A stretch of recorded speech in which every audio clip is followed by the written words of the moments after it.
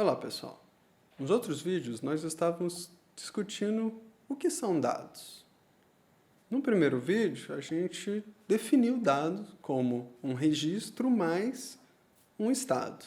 E a gente falou que dado pode ser importante ou útil quando a gente associa esse estado a algo da realidade, que é quando a gente pode falar que um dado é informação.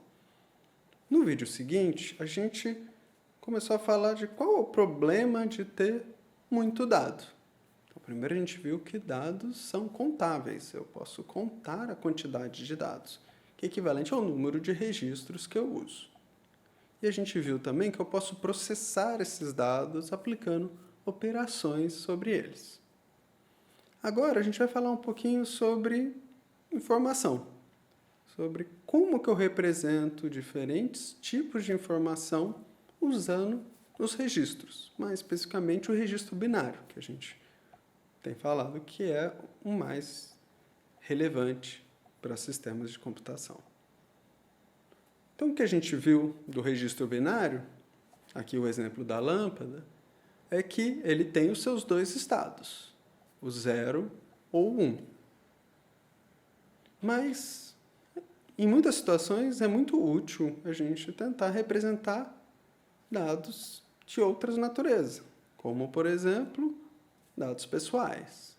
Posso ter o número de cadastro de uma pessoa, eu posso ter o nome completo dessa pessoa, eu posso ter a data de nascimento dessa pessoa. Mas como que eu relaciono registros com esse tipo de informação que não cabe só num 0 ou num 1? Então, isso que a gente vai tentar explicar agora. Então, vamos considerar essa situação de que eu tenho um dado, eu tenho um registro e um estado. E eu quero representar a letra M. Ora, se é só a letra M comparado com não ter a letra M, eu poderia ter o meu registro aceso é M, não aceso não é M. Mas, normalmente, eu quero diferenciar M de todas as outras letras do alfabeto. Então, como que eu consigo, utilizando a lâmpada, diferenciar se eu tenho a letra M ou alguma outra letra? Bem, o que eu posso usar são várias lâmpadas.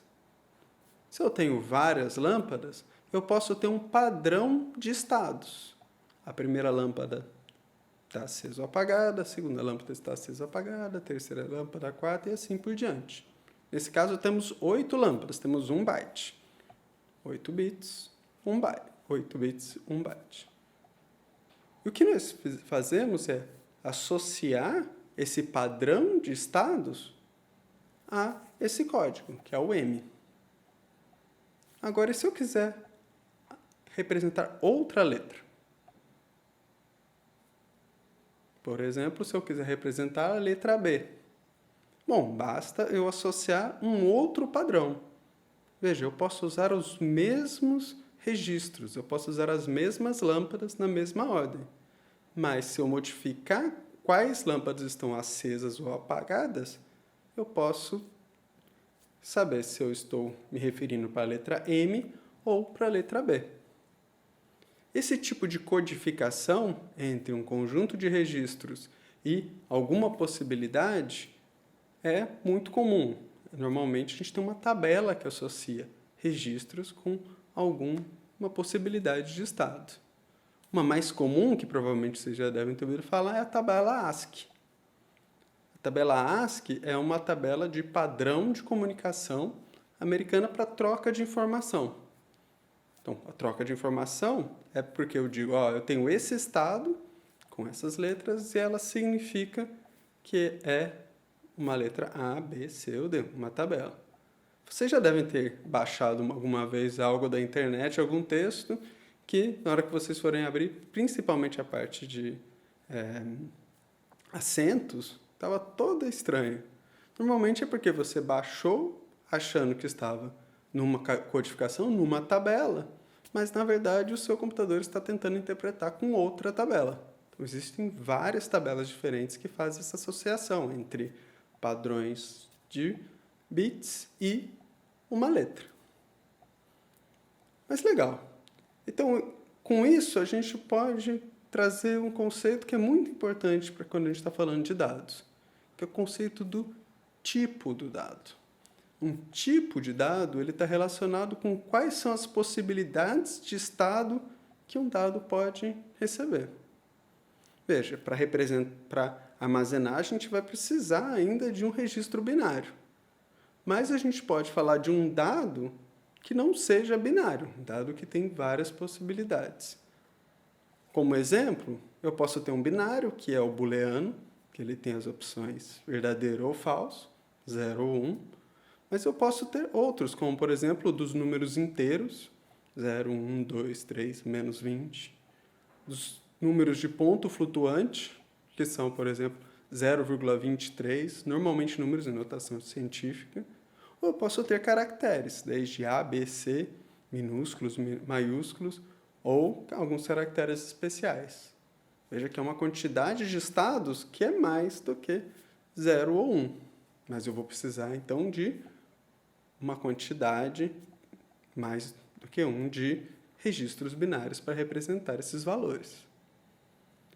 Então, se esses dados eles têm mais possibilidades do que as duas possibilidades no registro binário, significa o quê? Que eu vou precisar de mais registros binários do que um. Então, eu consigo fazer uma relação entre um tipo de dado e um tamanho do tipo do dado. O tamanho do tipo do dado, ele diz quantos registros binários são necessários para que eu possa representar todas as possibilidades de um tipo de um dado. Esse tamanho do tipo ele vai ser representado em bits ou bytes. Isso é, qual é o número de registros binários que eu preciso para representá-los. Isso a gente tem como calcular.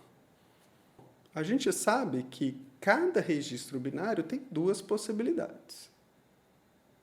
Mas para cada registro novo que eu adiciono no meu conjunto de registros, eu vou multiplicar essas possibilidades por 2, porque eu posso ter todo o conjunto de possibilidades mais esse novo registro aceso ou esse novo registro desligado. Então, para cada novo bit que eu adicionar ao meu tipo, minha representação binária do meu tipo, eu estou dobrando a quantidade de estados possíveis. Então, com isso, eu consigo criar uma relação bastante simples entre o número total de possibilidades e o número de bits que eu preciso para representar esse dado. A relação que a gente consegue fazer para descobrir qual que é o número de estados dado o número de bits é só fazer 2 elevado a um número de bits.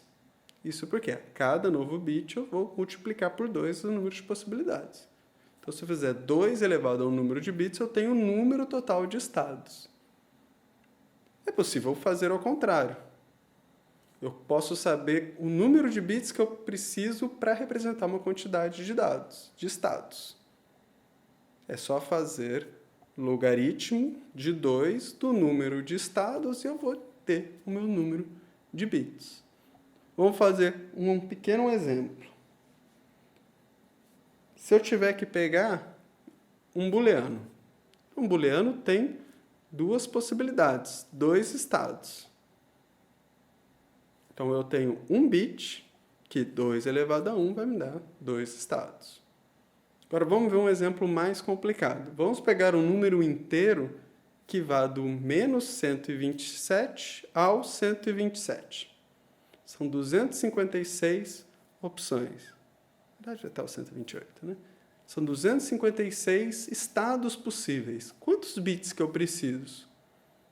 Só fazer logaritmo de 2 de 256 vai me dar 8 bits. Então, com 8 bits, ou 1 byte, eu consigo representar 256 estados possíveis. Então, com isso, eu acho que a gente já tem uma noção bem interessante sobre o que são dados. A gente viu que dados são um registro mais um estado. A gente viu que o dado vai ser útil quando um estado se relaciona com alguma coisa da realidade. E a gente viu também que a quantidade de dados é contável. Eu posso ter uma unidade em bytes ou bits e várias derivações dessas unidades. E a gente também falou que eu tenho como processar os dados, realizar operações sobre os dados. A gente viu que a gente pode representar coisas diferentes da realidade juntando vários registros. E o que a gente vai descobrir durante essa disciplina é que os algoritmos que a gente vai construir para processar esses dados, eles vão ser impactados pela quantidade de dados. Então a gente vai ter que começar a se preocupar com a qualidade do programa, com diferentes algoritmos que fazem a mesma coisa, mas um resolve de uma maneira mais rápida que o outro. Então, isso a gente vai começar a discutir para os próximos vídeos.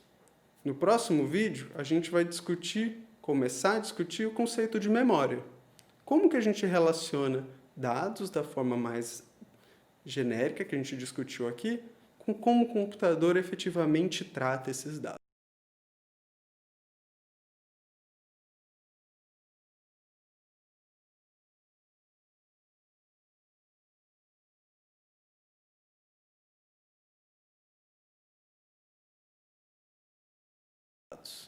Então, nos vemos lá.